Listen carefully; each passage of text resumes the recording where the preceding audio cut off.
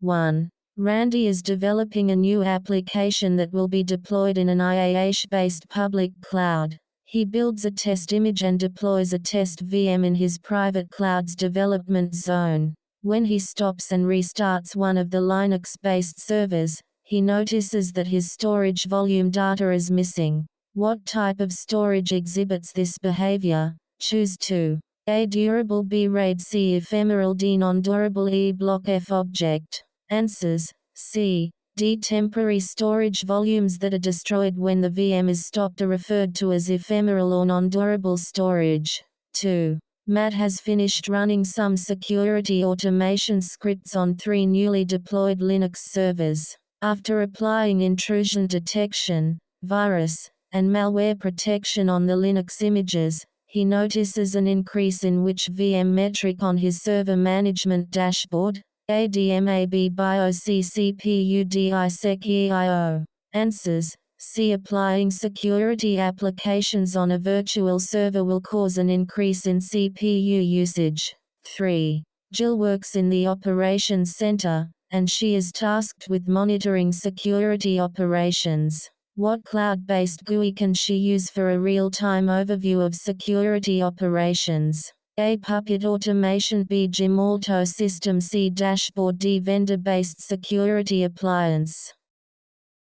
Answers: C. A dashboard is a graphical portal that provides updates and an overview of operations. 4. Larkin is reviewing the SLA and Statement of Responsibility with his community cloud provider PaaS. To whom does the responsibility for stored data integrity in the cloud belong? A. Cloud provider B. Compliance agency C. Cloud customer D. Shared responsibility. Answers: C. Ultimately the responsibility for data in the cloud belongs to the organization that owns the data. 5. Mindy has been tasked with developing a new QA test logging application, but she is concerned that the application must pull data from many different cloud locations and devices. What is a good interface for her to use to meet her requirements? A. Python B. XML C. API DSNMPETLS. Answers: C. An application programming interface (API) offers programmatic access, control, and configuration of a device between different and discrete software components. 6. What technology was instrumental in the growth of cloud services? A. XML B. Python C. Automation D. Authentication E. Security F. Workflow services G. Encryption.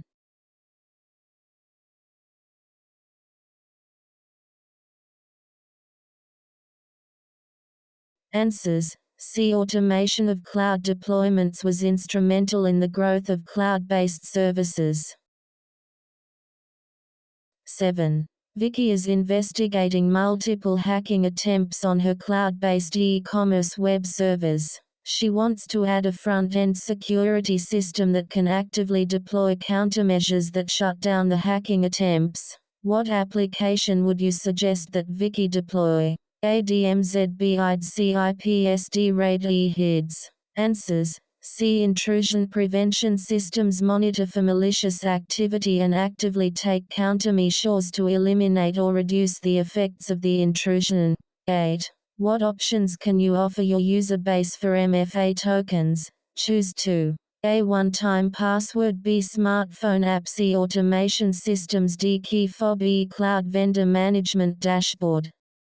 Answers: B. D. One-time numerical tokens are generated on key fob hardware devices or smartphone soft token applications.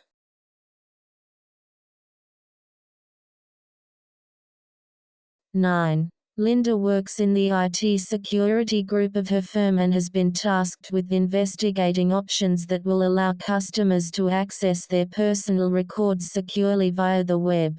What is the most common in-flight e-commerce security protocol on the market? AMD5 BSSL-TLS DVPN.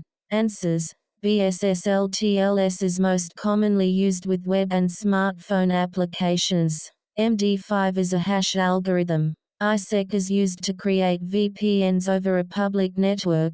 but VPNs are not as common as SSL/TLS for the scenario given. 10. Your company has purchased a specialized intrusion prevention system that is virtualized and designed for cloud-based network microsegmentation deployments. When reading the documentation, you notice a link to download a Java-based application to monitor and configure the IPS application. What kind of configuration program is this? A. ClearBGIUC vendor-based DAPIAE REST file. Answers: C. Based on the information given, the description is for a vendor-based management application. Our goal is to help you achieve your IT career goals and become a successful IT professional. We are constantly updating our content and adding new practice tests, so make sure to subscribe and hit the bell icon to get notified of our latest videos.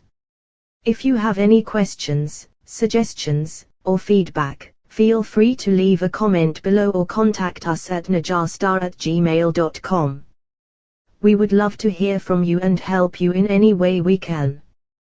Thank you for watching and good luck with your IT exams.